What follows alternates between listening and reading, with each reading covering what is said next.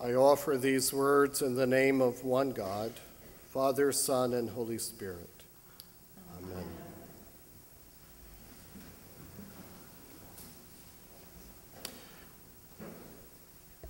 This past Thursday, Mother Margaret and I attended a meeting for clergy, faith leaders, county officials, including the police and fire departments. We gathered at Temple Rodef Shalom in Falls Church, convening to talk about how faith leaders and county officials, particularly first responders, how we respond to communal tragedy.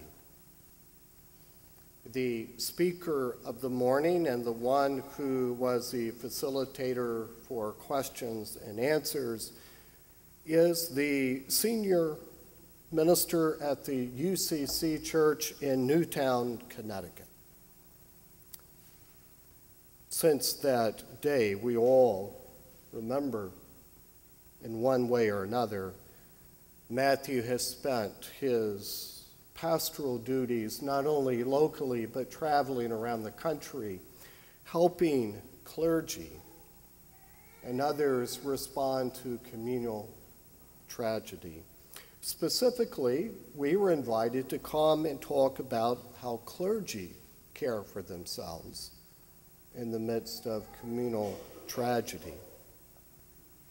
This may be a newsflash to many of you, but clergy, like most caregivers, are not very good at caring for ourselves. And so it was particularly important for us to gather and talk about how we do that. How do we find God? How do we find hope? How do we find peace in the midst of communal tragedy? We hear this morning about a storm. Having moved here from South Louisiana, I am all too familiar with storms. Now, truth be told, some people in Louisiana love storms. It's just another excuse to throw a party. But then, obviously, there have been times where great tragedy has struck a community in a region.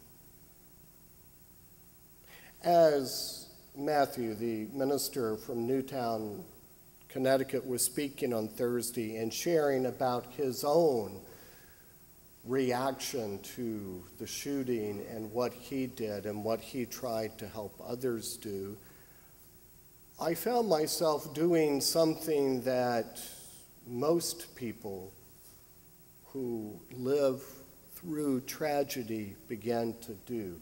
I began to recall my own. And in that morning, I began to think about a tragedy I knew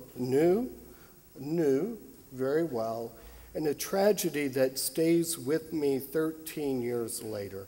Her name is Katrina. Living on the North Shore of New Orleans, just some 40-minute drive from New Orleans, working as a hospice chaplain, of all things, I got very acquainted with Katrina. Many, if not most, of my hospice patients and their families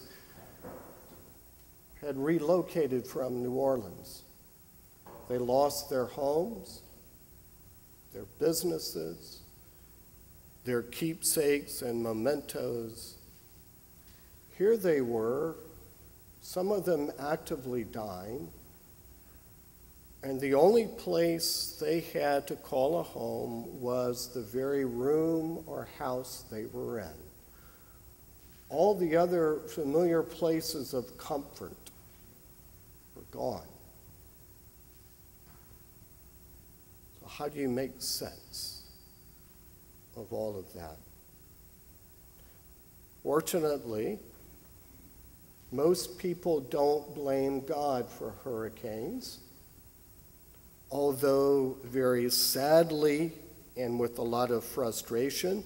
There are some well-known ministers in the state of Virginia, particularly one in Virginia Beach, who has blamed a lot of forces of nature on the wickedness and sin of people. And this is what God was visiting on other people as a form of punishment. I won't go there, though it's tempting. But how do you, in the midst of tragedy, in the midst of conflict, in the midst of uncertainty, in the midst of dis-ease, find your bearing, much less articulate what it means to be a believer in God in such dark moments? Where is God in all of this? The disciples are in a boat one day with Jesus. Jesus has said, let's go on to the other side of the shore. If you remember the gospel readings from the past few weeks from this early part of Mark, it seems everywhere Jesus went, and Jesus was going everywhere all the time. He would never stop. He was immediately going somewhere else to talk about God or to touch people, to heal people, to talk about the kingdom of God. Jesus was relentless for always moving on, always calling his disciples to go with him on ahead. And you heard a few weeks ago that Jesus was doing this to such a degree that he and his disciples couldn't even eat. There were people coming to him. And here he is yet again saying to the disciples, come with me to the other shore. Come to me with a place that's unfamiliar, perhaps. Come to me into the unknown. Come with me into that which you may not know about. And in the midst of this, we hear that a storm arises. Jesus is fast asleep. The disciples grow nervous, and they wake Jesus. Now, my translation, which is sort of a modern translation of what the disciples say to Jesus, is something like this. What do you not get?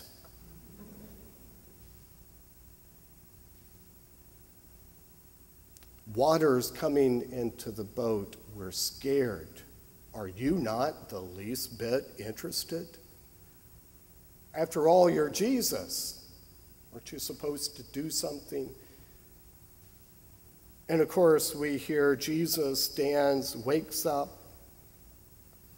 and he says these words that may seem quite easy for us to hear. But he says, peace, peace. In the midst of conflict, the midst of peril, the midst of uncertainty, the midst of fear, Jesus says, peace. I think we have trouble with a Jesus like that, don't we? It's real easy to say to people who are in the midst of tragedy and conflict and uncertainty, frustration, it's real easy to say, oh, you just need to have some peace and you'll be all right. Jesus is sort of an odd character here in Mark. He's always on the move. When he performs a miracle, he then very quickly tells people, don't go share this with anyone. Keep quiet about who I am. He's a strange figure in Mark. And here he is, where he says, peace.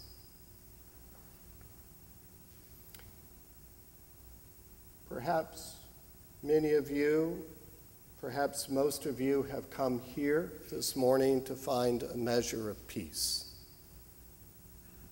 A number of years ago, a parishioner here told me that he comes to St. Andrew's, particularly for the 8 o'clock service, because in the midst of his crazy week, he works for the military, an officer in the military. In the midst of a crazy week, he comes here and he knows for certain that when he comes into this place we call sanctuary, in his words, he can leave that world behind. That world is out there.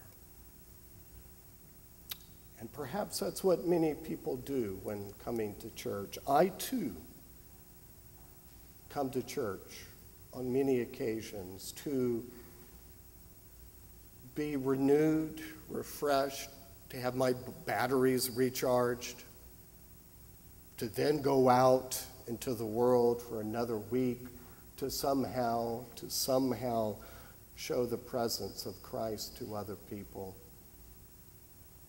And so this might be kind of a recharging station for many people on Sunday mornings to summon up the strength and the hope and the courage to go from these doors into a world in great need.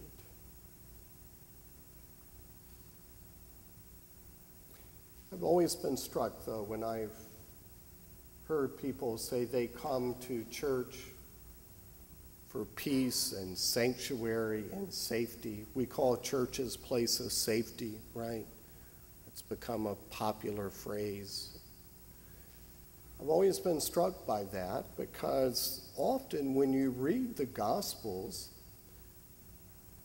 Jesus is anything but safe. He's always calling us to new places, calling us to leave the comfort of what is known and predictable and what we have built in our own security, in our own fort, to be predictable and safe. And Jesus calls us to move out into the world. Sometimes churches are not safe spaces when you really listen to the words that we say. And so if this is the case, perhaps one of the more striking things about the story of Jesus on a boat is that his disciples asked Jesus to wake up. Often wondered, what does it mean to really wake up Jesus in our own life? For me, it's a lot easier to let Jesus just keep sleeping. Because a Jesus who's awake, a Jesus who is responding and talking to me, is a Jesus that calls me to leave what is comfortable, well-known, to leave my own fortifications which I have built. And I do a very good job at building fortifications. But when I wake up Jesus, am I ready, in store for what may happen next?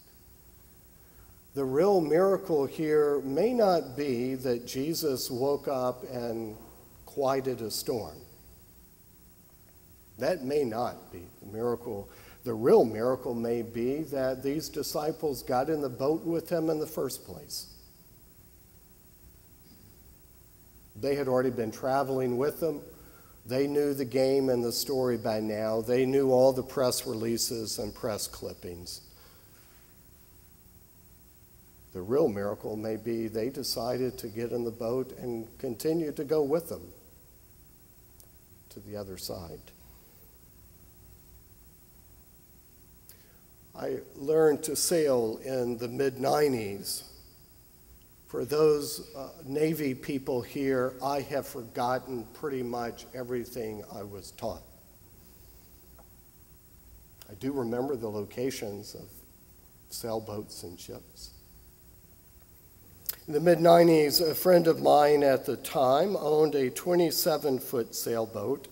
He taught me how to sail.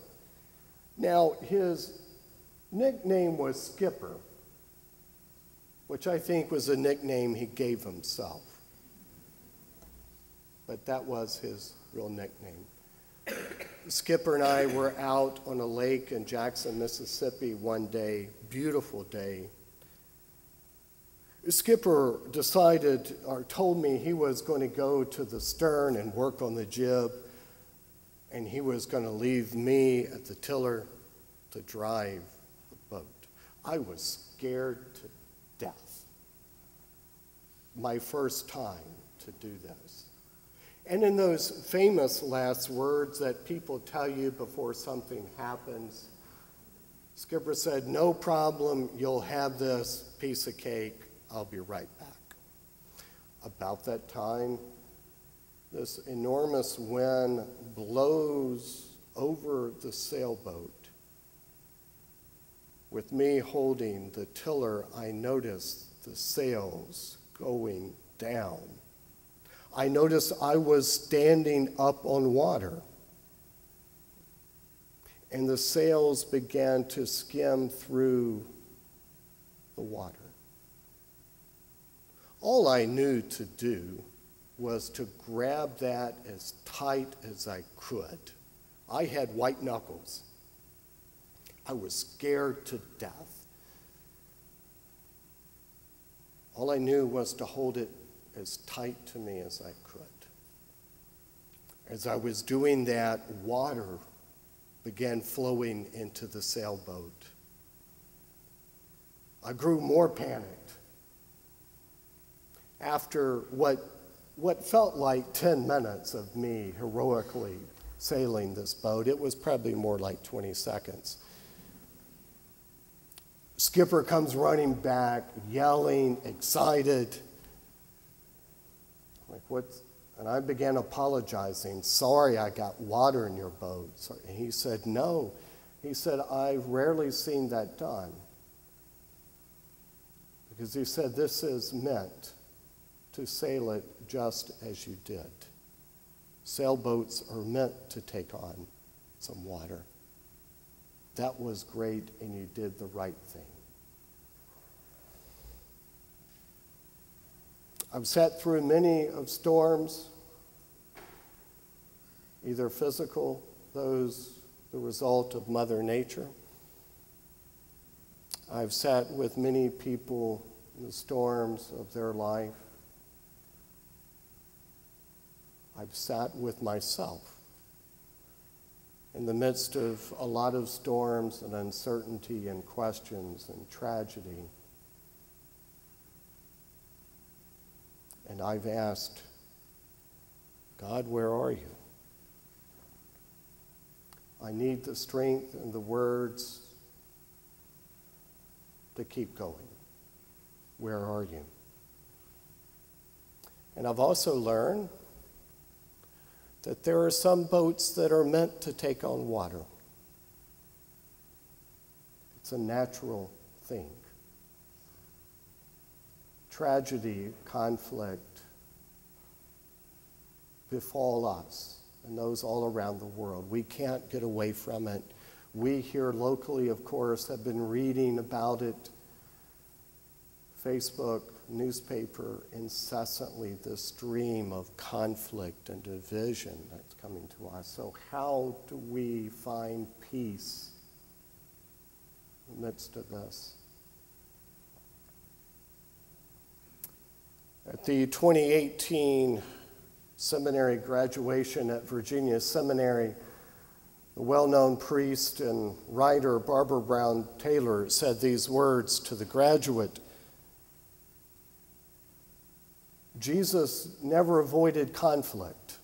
Jesus was not conflict avoidant, although many in our church are trained to be conflict avoidant. If you've worked in HR, you've been trained how to avoid conflict." Barbara Brown Taylor said, "No, Jesus seemed to walk into and find conflict. And so she told the graduates, obviously Jesus was never called to pastor a church.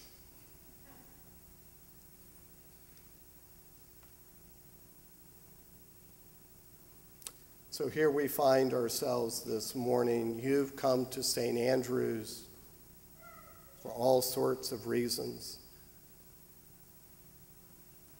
Maybe because someone nagged you to come. Maybe because someone invited you.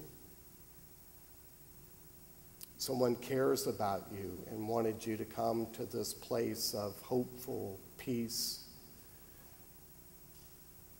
and hope. You come with all your joys, with your elation, with things that have happened to you that have been wonderful. You also come to this rail. You also come to this church because of concerns for family or friends, out of concern for the state of the world and our country in particular. Trying to leave that world out there to find some measure of peace and hope and direction for the week and days ahead. This is where we are this morning. And in a few minutes, we will invite God to come and be with us. If God is not already present, we will specifically ask Christ to come and be among us and present in the breaking of the bread. You will notice those words in prayer C. We come here for peace and for refreshment, for absolutely. And I'm glad you're here for that. But notice those words in prayer C. Deliver us from the presumption of coming to this table for solace only and not for a renewal. We come to places of peace. We come to places where we invite Christ to be among us. We invite Christ to be awake. We ask Jesus, would you please wake up and be with us right now? Those are the words you will hear. These are the words you just heard.